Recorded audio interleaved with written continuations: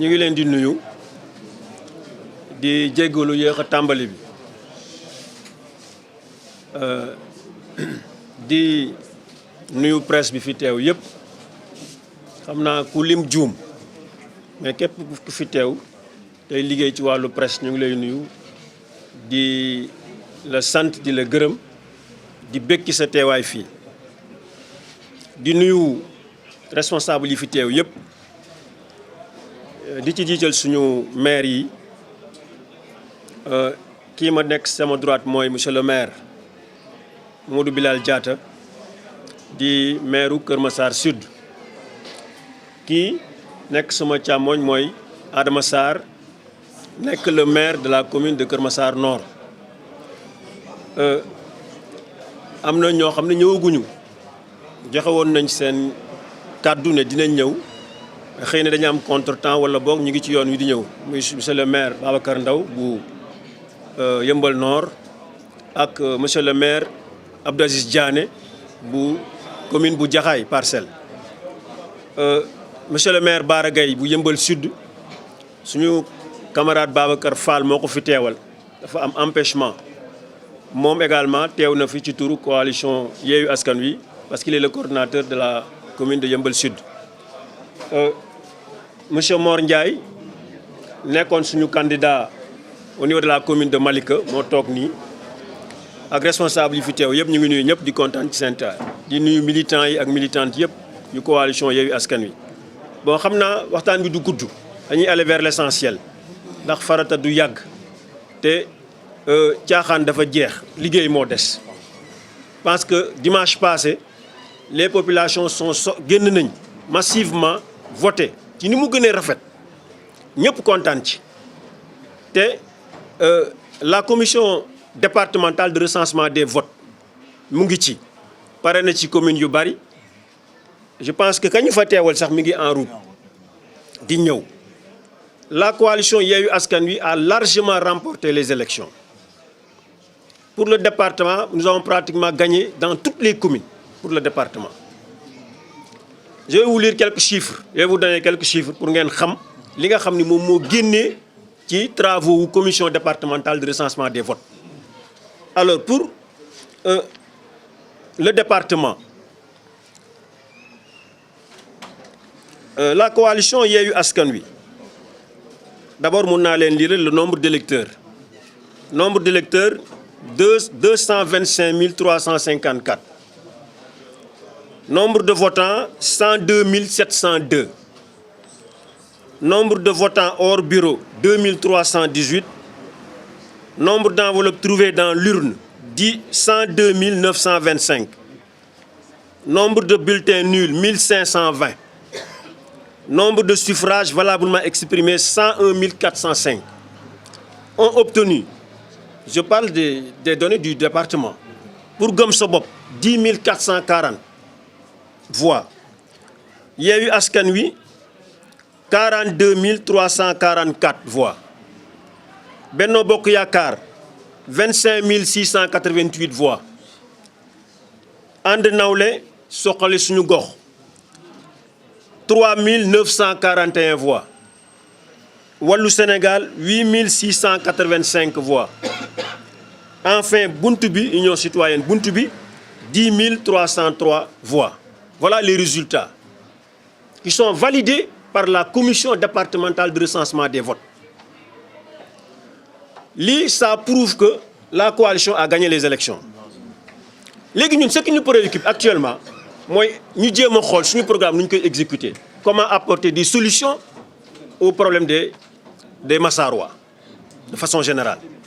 Nekkuñu fi nag pour caaxaan. Maintenant il y a des gens qui veulent créer la confusion pour seet nu ñu sàccee élection yi mais ça ne passera pas parce que ñun ñàkkuñu fayda ba nit ñi voteel ñuy seetaan ay ñoo xam ne ils sont désavoués blâmés par le et chassés du pouvoir ñu ñëw pour jéem a def ay trafic di duuf ay njuuj njaaj pour jéem a yàq suñu suffrage. On ne l'acceptera pas et ça ne passera pas gudd gàtt loolu mooy wax ci donc li ñu leen di xamal mooy ñun actuellement li ñu préoccupé mooy naka la ñuy def ba fii ak ñu ñuy installé ñu jéem a commencé di xalaat pour que bu ñu commencé mën a jublu rapidement ci mbiru askan wi. li leer ba leer mooy ñun ñàkkuñu fayda te la coalition département bi ba mu daj ñun ñëpp pare nañ taxaw pour faire face à une forfaiture. On ne l'acceptera pas parce que ñàkkuñu fayda ñun ñi voteel ñu ñuy seetaan ay nit ñoo xam ne dañu leen fi dàqe parce que seen gestion baaxul, parce que dañu arrogant, parce que c'est des gens yoo xam ne ce sont des incompétents ñu jëlee leen ci pouvoir bi ba pare ñu ñëw nit ñi fal ñu ñuy seetaan ñuy foqati affaire yi ci ay caaxaan. dégg naa ñu ngi def caravane ak yi kenn xamul mais yooyu yëpp ay caaxaan la dañu war a fair play. Man je tends la main à tout le monde pour que ñu ànd liggéey defar suñu Kër Massar mais nag du ñu ñàkk a fayda ñoo xam ne dañ leen folli nit ñi voté luñ leen ñu ñëw bëgg a jël suñu kii parce que Sénégalais yi Kër Massar ñun la ñu wóolu waa Kër Massar Yewwi Askan Wi la ñu wóolu 42 344 voix yow nga am 25 688 voix nan nga mën a gagné. Nous avons gagné dans toutes les communes te ñoom ils ont les PV nous avons les PV la SEDA a les PV les journalistes ont les données mais quoi est le problème donc lii mooy wax ji ñu xamee ko noonu. Je voudrais d'abord saluer très chaleureusement les populations de Kër Massar et leur féliciter pour avoir fait triompher la démocratie dimanche dernier. Ils sont sortis massivement et voté dans la façon la plus démocratique. Et maintenant, les résultats qui sont sortis pour le département, après le dépouillement au niveau de la commission départementale de recensement des votes, nous avons d'abord pour le nombre d'électeurs 225 354 voix, le nombre de votants 102 702, le nombre de votants hors bureau 2318, le nombre d'enveloppes trouvées dans l'urne 102 925, le nombre de bulletins nuls 1520, le nombre de suffrages valablement exprimés 101 405. Alors, ont obtenu la coalition Gëm Sa Bopp 10 440 voix. La coalition Yewwi Askan Wi a obtenu 42 344 voix. Benno Bokk Yaakaar 25 688. And Nawlé 3 941. Wallu Sénégal 8 685 voix. Buntu Bi 10 303 voix. Voilà les résultats qui sont sortis des urnes dimanche passé. Et ces résultats-là viennent d'être validés par la commission départementale de recensement des votes. Ce qui veut dire quoi? Ce qui veut dire que la coalition Yewwi Askan Wi a largement gagné les élections. Je suis le président élu du département de Kër Massar. C'est ça la réalité. Et j'entends assumer entièrement cette responsabilité. Voilà. Maintenant, il y a des gens qui sont incompétents, arrogants, qui viennent d'être sanctionnés par les Massarois, viennent d'être blâmés parce qu'ils ont été désavoués par leur incompétence et leur arrogance. Maintenant, le seul recours, c'est d'essayer de créer la confusion dans ce département. Et cela ne passera pas. Parce que nous ne l'accepterons pas. Les populations de Kër Massar qui nous ont accordé leur suffrage ne l'accepteront pas.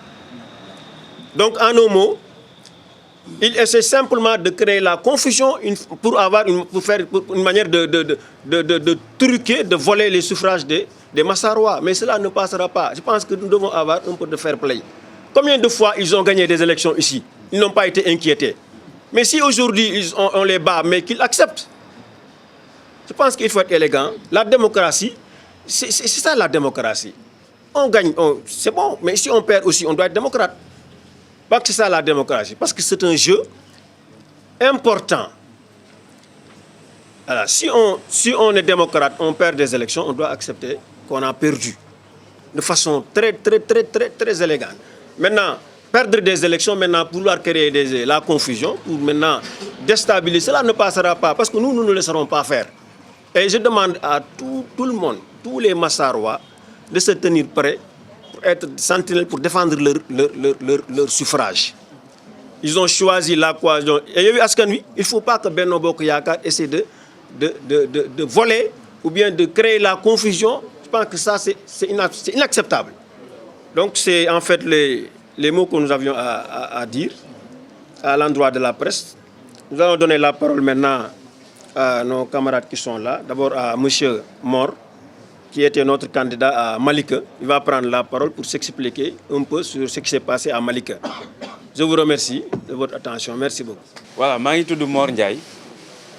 Je suis candidat de la coalition Yewwi Askan Wi ci commune Malika.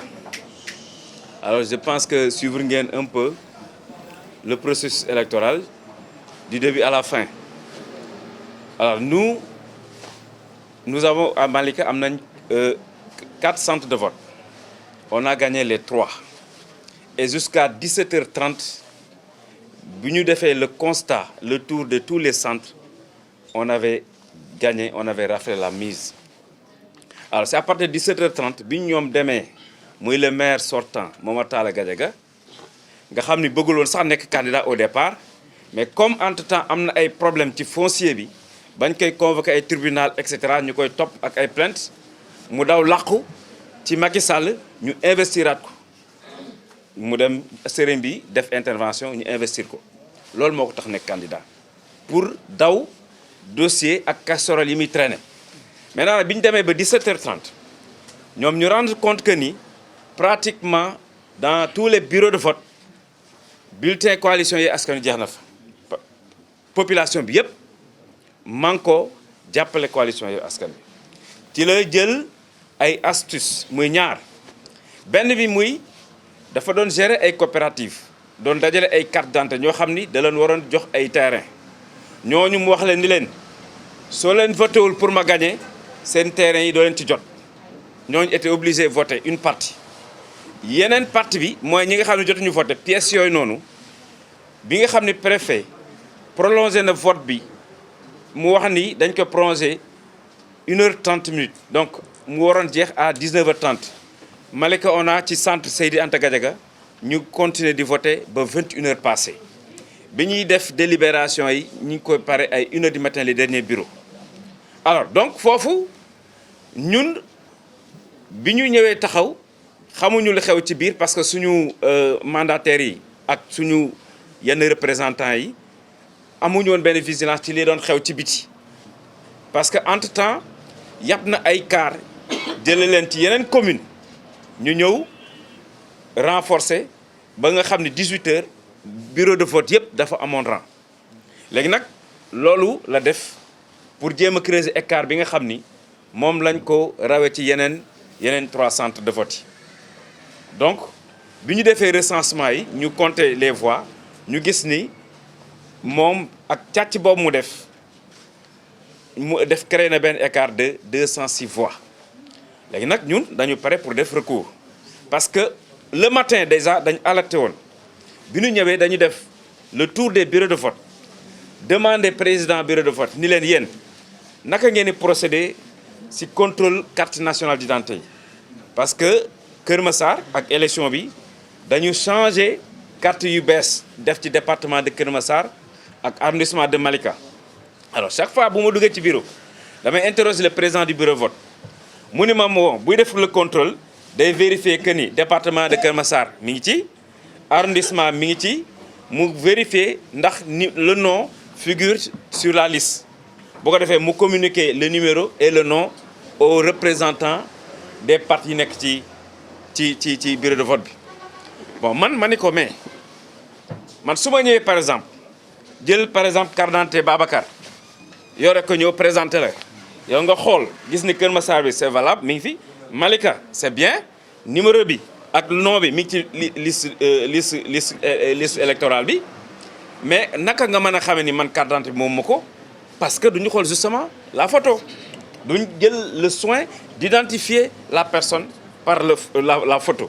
Alors ma ne ko nag dama lay defal suggestion non seulement il faut regarder ça mais dama leen defal benn suggestion soo vi identifier ba pare xool loolu lépp tout est ok faites passer la carte aux autres membres n'est-ce pas yi nekk du bureau de vote am président yi ko nangu am ñu ko bañ et effectivement bureau yi nga xam ni président ñoo bañoon sama proposition boobu bureau yooyu on a constaté que foofu lañ creuser les écarts donc ñu xam ni yaa fraude am na parce que non seulement contrôle bi ñu waroon def defuñu ko comme il devait se faire léegi nag ñun ñu ni dañuy bañ duñu na accepter ñu foqate suñu victoire parce que amul fenn ci dëkk bi fooy tourner ñu wax ni Talla Gadiaga gagné na. C'est impensable pour les populations de Malika. La preuve, le lendemain dañu def benn réunion ñu génn dox ci dëkk bi tuuti dëkk bi yëpp ànd ak ñun def caravane improvisée ni donc man maay seen maire légitime reconnaître Talla Gadiaga reconnaître sa victoire. Donc loolu moo xew Malika parce que le phénomène Yewwi Askan Wi mënul dégager ay ministres ci département bi di bàyyi un simple maire même si il a fait 20 ans il a fait son temps deful benn réalisation population yi kontaan ci moom doyal ci moom bëgg aspirer à un changement mu bëgg fa dëju parce que pour lan dafa bëgg défendre pour daw dossier casserole yi nga xam moom lay traîner. Voilà la situation de façon ramassée bi nga xam ni moo xew Malika ñi ngi xaar que commission bi génne les rapports yi nga xam ni mooy rapports officiels yi bu ko defee ñu dem def entamer le recours. Alors donc voilà, merci beaucoup. D'abord je devais commencer par féliciter nos camarades maires donc qui sont là, qui ont été élus et le président également qui a été élu vraiment avec une éclatante victoire dans les 5 communes d'arrondissement du département de Keur Massar. Alors ça, véritablement, c'est un phénomène national, une adhésion massive des populations, n'est-ce pas, à la cause de Yewwi Askan Wi. Malika ne devait pas être en reste. Et ce serait une contradiction au vu de ce qui s'est passé durant, n'est-ce pas, la campagne électorale. On a mobilisé les troupes, on a mobilisé, n'est-ce pas, les jeunes et les femmes qui étaient déterminés véritablement à chercher, n'est-ce pas, le Momar Talla Gadiaga à la tête de la mairie de Malika. Hélas, vers 17h30, au moment où les jeunes commençaient à jubiler dans les autres centres, parce que Malika compte 4 centres, on a gagné les 3 centres. Alors on était un peu naïfs et confiants parce qu'on ne pouvait pas imaginer qu'un hold-up électoral pourrait être concocté dans de pareilles circonstances. Alors ce qui s'est passé, c'est quoi? Il y a un centre nommé Seydi Anta Gadiaga qui est au centre de Malika, qui est le fief du maire. À partir de 17h30, au moment où on devait fermer les bureaux de vote, on a trouvé, n'est-ce pas, une forte masse qui faisait la queue pour véritablement accomplir leurs devoirs citoyens. Alors nous, on s'est posé la question. À l'heure où on devait fermer les bureaux, qu'est-ce qu'il fallait faire? Lorsqu'on a interrogé le sous-préfet, il a demandé une prolongation d'1h30. Ce qui veut dire qu'à 19h30, normalement, on aurait dû fermer les bureaux de vote. Malheureusement, ils n'ont pas respecté la consigne du préfet. Les votes ont continué à se faire jusqu'au-delà de 21h. Et c'est là où le maire et ses complices ont pu dérouler, n'est-ce pas, leur forfaiture. Comment ils ont procédé? Alors, le maire traîne des casseroles. Vous avez suivi tous à travers la presse, il y a 2 semaines de cela, il a été convoqué au niveau des tribunaux. Alors, il doit rembourser des terrains à un nombre de 160 propriétaires. Et donc, il est poursuivi partout, de tous les côtés, voulant se, n'est-ce pas, cacher derrière son titre de maire pour fuir la justice.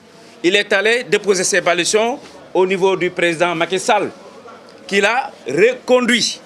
Alors, voilà pourquoi le maire s'accroche, tient coûte que coûte à s'accrocher, n'est-ce pas, à son siège. Alors, il a utilisé des astuces.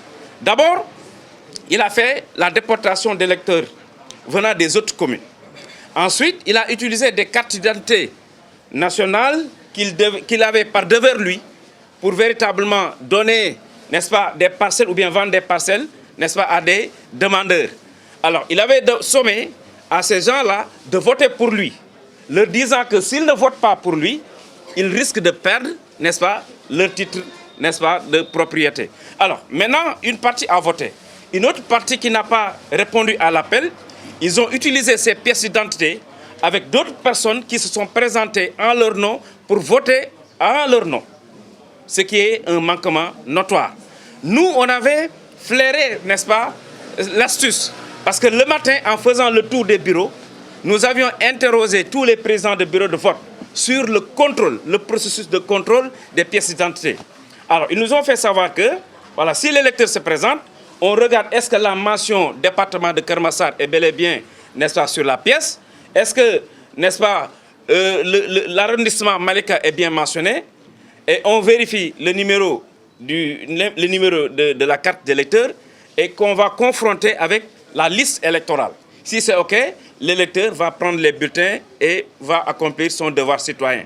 Alors nous nous sommes posé la question de savoir, en leur demandant, mais si par exemple, moi je me présente avec la pièce d'identité d'une autre personne et que, n'est-ce pas, toutes ces vérifications qui ont été faites sont valables, ça veut dire que moi je vais voter à la place d'une autre personne. Parce qu'il y a un manquement sur le contrôle. La photo n'a pas été contrôlée. Mieux, nous avons proposé une suggestion en leur disant que, si tel est le cas, après contrôle, faites passer la pièce aux autres membres du bureau de vote pour plus de contrôle, pour plus de, n'est-ce pas, sérieux par rapport au contrôle. Parce que souvent, sous le coup de la fatigue, ou bien si le président est perturbé, il peut vouloir lire Keur Massar et il lit Pikine. Ça peut l'échapper. Alors donc, il y a certains présidents de bureau de vote qui avaient accepté la proposition, d'autres ont refusé. Et au finish, on a constaté que les présidents de bureau de vote qui avaient refusé, c'est là où on a creusé les écarts.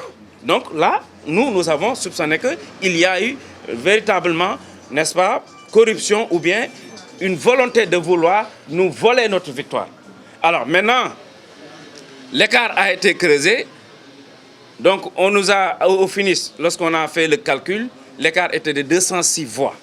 Alors nous sommes en train d'attendre le travail de la commission de recensement départemental pour véritablement introduire le recours. Mais nous allons nous battre parce que toute la population de Malika refuse que Talla Gadiaga rempile. Parce qu'après 20 ans, zéro réalisation, zéro bilan, les populations aspirent au changement. Et ils ont adhéré massivement à la cause de Yewwi Askan Wi. Voilà pourquoi nous tenons à nous réclamer, nous tenons à nous déclarer, à nous réclamer maire légitime. Et Talla Gadiaga, qui se dit maire élu, est vomi par les populations. asalaamaaleykum mbooloo mi maa ngi leen di nuyu yéen ñëpp seen tur ak seen sant di remercier bu baax a baax journalistes yi nga xamante ne ñoo teew fii tey di remercier également la coalition Yewwi Askan Wi du département de Keur Massar. Donc man maa ngi tudd Adama Sarr nekk le candidat de la coalition Yewwi Askan Wi au niveau de la commune de Keur Massar Nord et également le maire nouvellement élu de ladite commune, c'est-à-dire la commune de Keur Massar Nord. Donc comme président nu mu ko waxee Mor Ndiaye bu Malika wax ko yaakaar naa ni sikki saaka mënatu fay am parce que tey jii ñëpp xam nañu département de Keur Massar la coalition Yewwi Askan Wi a remporté largement la victoire. Donc sur les 6 communes yi nga xamante ne si ñoo nekk si département bi Yewwi Askan Wi remporté na 5 communes yi. Et même commune Malika bi nga xamante ne si moom nañu wax la Benno Bokk Yaakaar gagné gu ko parce que dañuy def recours parce que am na ay manquements yi nga xamante ne remarqué nañ ko si commune Malika boobu. bu loolu weesoo li nga xamante ne si mooy commune Keur Massar Nord gis nañ ba tey que ni waa coalition Benno Bokk Yaakaar ba tey jii ñuy wax ak yéen nanguwuñu seen défaite. Mais je pense que ni loolu askanu Keur Massar yëpp xam nañ ko dañuy jéem a justifier rek défaite bi nga xamante ne si am nañ ko auprès du président de la République bi nga xamante ne mooy Macky Sall. Mais xam nañ bu baax que ni coalition Yewwi Askan Wi moo jël ndam li xale yi di wax rek asam nañ ko doon mbaraan waaye Keur Massar Nord mën nañ nopp waaw loolu rek moo fi nekk asam nañ ko doon mbaraan di lekk xaalisam mais Keur Massar Nord man lañ tànn man lañ voteel loolu dafa leer nañ. di wax rek résultat yi nga xamante ne si jëlee nañ ko ci commission départementale du recensement des votes moo ngi joxe chiffres yi nga xamante ne si moom laa leen bëgg a jox nii. Nombre de votants 25 275. Valablement exprimé 25 030. La coalition Yewwi Askan Wi a eu 7 274 voix. la coalition Benno Bokk Yaakaar a eu 6808, soit une différence de 466 voix. loolu ku mu leerul kenn xamul lan moo lay leer. Assome Diatta na consommé defetam waa Benno Bokk Yaakaar nañu consommé seen defet xam ni population Kër Massar Nord tànn nañu coalition Yewwi Askan Wi xam ni population Kër Massar Nord tànn nañu Adama Sarr comme seen maire loolu la population bi wax loolu moo nekk. lu ñu ci bëgg a yokkaat rek mooy que ni chiffres yi nga xamante ni si moom lañ leen wax ñoom am nañ ko mais intoxication nañu nekk di def boobu ba léegi ci réseaux sociaux yi ci médias yi mais seen plénipotentiaire bi nga xamante ni si moo nekkoon Malika chiffres yi ñu am la am ba dégg naa ni sax dañuy waaj a def recours mais bu leen neexee ñu dem tribunal de la Haye wala CPI fa leen neex nañu dem mais Kër Massar Nord Yewwi Askan Wi moo ko moom. asalaamaaleykum ñu ngi leen di nuyu yéen ñëpp di leen sant di leen gërëm di nuyu kenn ku nekk turam ak santam et puis di remercier aussi journalistes yi ndax seen liggéey métti na temps bi taxawaay bi yàgg na mais seen liggéey ngeen di def ñoo leen di sant di leen gërëm man nag je pense que ni bokk maa ñu fi toog yëpp cas man sama cas APR dama ko fi wal ba mu mokk 6e la fi jël te dégg nga benn recommandation dégg nga benn recours bu am mayu ma ne sax ñu jël ay 3e 4e pour mën a def recours dama leen dóor ba ñu nooy nepp kon nag je pense bien que ni man on dit que la trop de communication tue la communication amatuma lu may communiquer dama commencé dem di liggéey asalaamaaleykum wa rahmatullah. auzu billahi mina sheytaani rajim bismillahi rahmaani rahim mbokk yi asalaamaaleykum wa rahmatullah ñu ngi leen di nuyu di leen ziar di leen masawu coon di leen balu àq di ñaan yàlla ak doomu aadama yi toppante yi nu yëg ak yi ñu yàlla suñu borom boole jéggal di jiital ci nuyoo bi ki nga xamante ni moo nu jox ndigal ci lii ca njëlbeen ga ba dara du deenu lee dara mu taxaw accompagner la coalition Yewwi Askan Wi ci lii muy suñu président de parti Seydi Mouhamed Moustapha Sy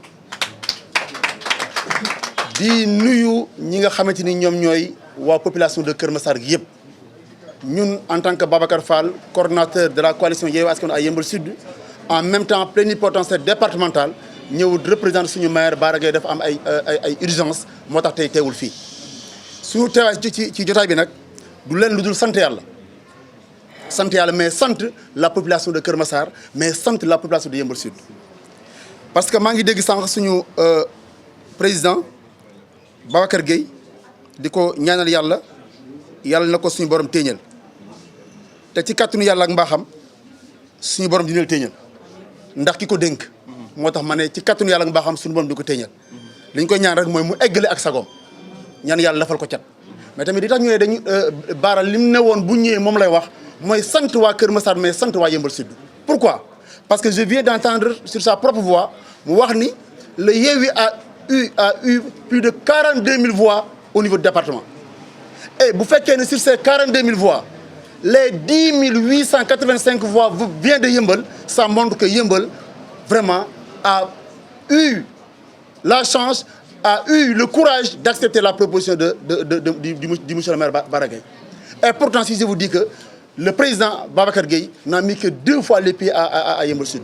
Pourquoi? Parce que Bara dafa ko ni t'as pas besoin de mettre les pieds à Yeumbeul Sud. Pourquoi? Parce que ñun ña fa nekk man lañ la fa ndaw ci biir activité et les résultats l'ont démontré.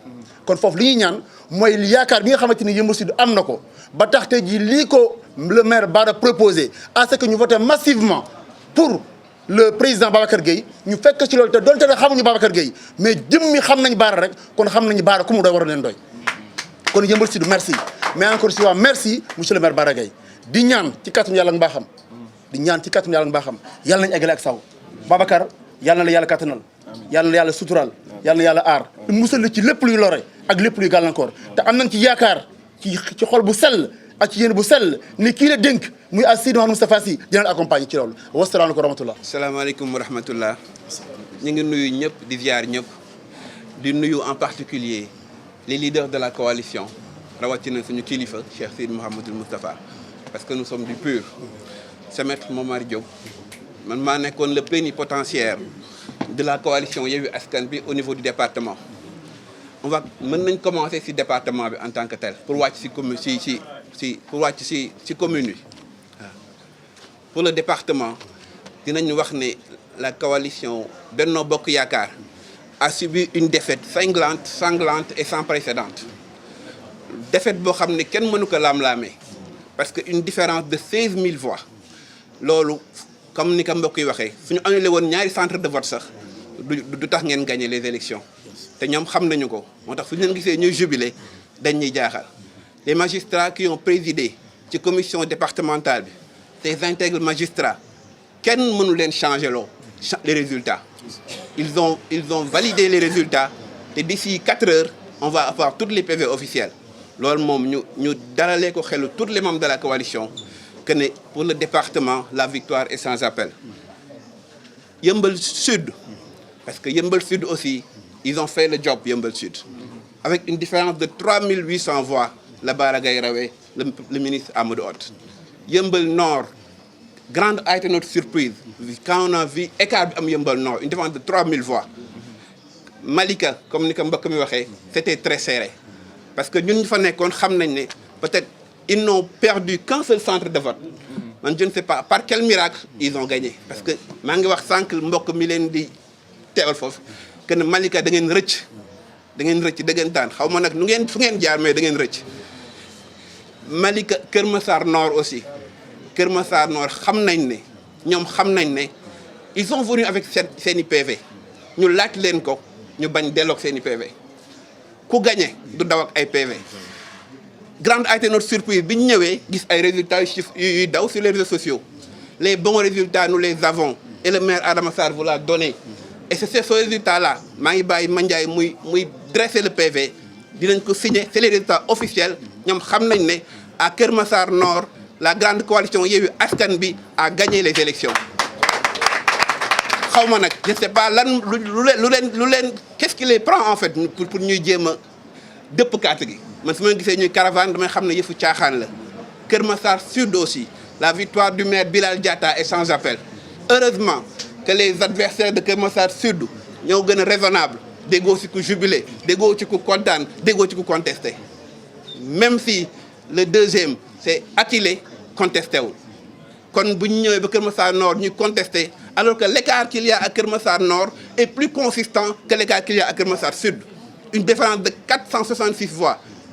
Faut koy contester quand j'ai vu leur recours ak les choses yi ñu soulevé nga xam ne ça vraiment c'est du farce loolu c'est des choses yoo xam ne c'est la première fois que je vois le parti au pouvoir di soulever ay absence de bulletin ci bureau de vote loolu ay caaxaan la. Jaxaay aussi la même chose nous avons gagné Jaxaay nous avons gagné Kër Massar Sud nous avons gagné Kër Massar Nord te gagné yu leer nous avons gagné Yeumbeul Nord gagné bu leer nous avons gagné Yeumbeul Sud si gagné bu leer et nous avons gagné le département sans appel. On vous remercie pour votre attention.